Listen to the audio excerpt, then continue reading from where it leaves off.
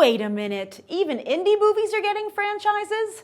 You're watching Beyond the Triller's review of Before Midnight. We're meeting for the first time today on a train. Would you start talking to me? Would you ask me to get off the train with you? Of course.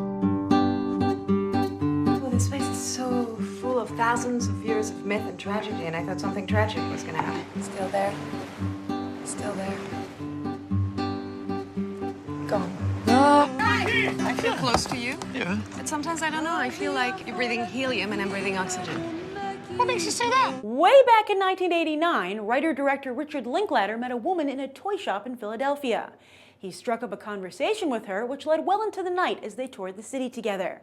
A few years later, looking for a follow-up to his breakthrough indie flick Dazed and Confused, the native Texan remembered this chance encounter and crafted Before Sunrise, which he co-scripted with his Dazed and Confused actress Kim Krzan to ensure a strong female voice for the character of Celine. He cast Hollywood heartthrob Ethan Hawke, hot off of Reality Bites, and Julie Delpy, a French actress who'd already appeared stateside in 1993's The Three Musketeers. And while Before Sunrise never gained mainstream success, it became an instant indie and critical darling. So then, like with any franchise, the director and his stars have found themselves returning to it whenever their careers have needed a boost. Linklater had a moderate hit with School of Rock and to some degree Bernie when he later reteamed with Jack Black, but has mostly found himself directionless in Hollywood. Ethan Hawke got a lot of attention starring opposite Denzel Washington in Training Day, but for the most part has settled into making B-movies. Although he's recently begun to find some success in the horror genre with Sinister and the upcoming The Purge. As for Julie Delpy, some would say she's been shamelessly capitalizing on the Before franchise herself, writing, directing, and starring in copycat movies 2 Days in Paris and 2 Days in New York. But apparently Linklater and Hawke are cool with that, as the trio has reunited for Before Midnight, picking up another 9 years after Before Sunset, which came out 9 years after the original Before Sunrise. It's worth noting that in Before Sunset, Ethan Hawke's character has written a book about his one-night encounter, just as Linklater made a movie about his real-life one. Co-writer Krzan doesn't return this time, while since the second flick, Hawke and Delpy have been upgraded to co-writers themselves. So as we look to see if Jesse and Celine still have that special spark, we look to see if the franchise does as well. So the opening scene for this film, which is between Ethan Hawke and the actor playing his son, is Seamus Davy Fitzpatrick. It's kind of like a very long, single take, improvised scene, it feels improvised, feels very organic. And I have to say, it was a wonderful way for the film to start out. I was blown away. Everyone should see this scene. Not necessarily the movie, but everyone should see this scene. So if you don't go and see Before Midnight in theaters, I think it's worth renting or checking out, downloading, just to see some really great acting. And in fact, I think the film does really well for the first half. It really engages you, and the background of Greece is just breathtaking. I mean, I think this whole franchise really benefits from a beautiful setting. They really pick wonderful locales for Jesse and Celine to explore, because it is just long takes of them talking. But when they get to the hotel, just as their day starts to fall apart, I feel so does the movie. And it's kind of like, I don't know, I mean, I'm sure everyone's experienced this. It's like being around a real life couple that start to have like a huge argument and you just are kind of like want to excuse yourself. But here, you can't.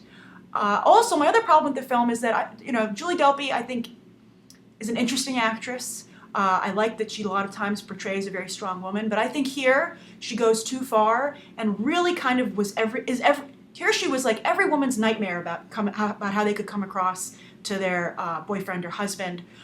She was petty, she was shrill, she was unreasonable, and you just wanted to be like tell Jesse to get rid of her. But then I felt, also I don't want to give it away, but at the end of the film it was revealed that Jesse had done something that I, as a woman, I kind of found unforgivable. So, it made a character that I was really rooting for and was very sympathetic with for the entire film. It just made me do like a 180. So, I mean, I had a similar reaction to Admission. So, I mean, granted it's a personal reaction, but I would imagine a lot of people would maybe feel the same way. But I will say this to the film's credit. After I watched it, I did rent Before Sunrise, the first film in the series, because I wanted to see how the couple met. And it was interesting for about 20 minutes, but then again I felt, it started to fall apart. And I think that this style of movie isn't quite for me personally, so I think that's what you have to decide if you want to see this one.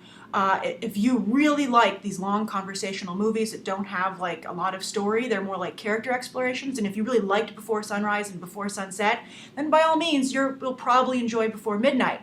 But I think that for anyone jumping into the franchise new, this is a warning of what you're getting yourself into, and I think so if you're not a diehard Before fan, and you like a little bit more structure to your films, I think that this is something I would probably recommend renting, just because it does have some very strong scenes. And I thought a really nice depiction of parenthood. I mean, it's so crucial in a movie like this that you like the characters, because you're spending so much time with them, and that's really all the movie is, spending time with these characters and getting to know them. So I guess that's why at the end it failed for me, because I ended up not liking them. So those are my thoughts on Before Midnight. Grease looks beautiful. And if you've seen the film, be sure to share your own thoughts down below as well. And thank you for coming to Be on the Trailer for reviews like this, audience reviews, movie news, trailer reviews, and the like. And I hope you'll consider subscribing. Thanks for watching. Bye.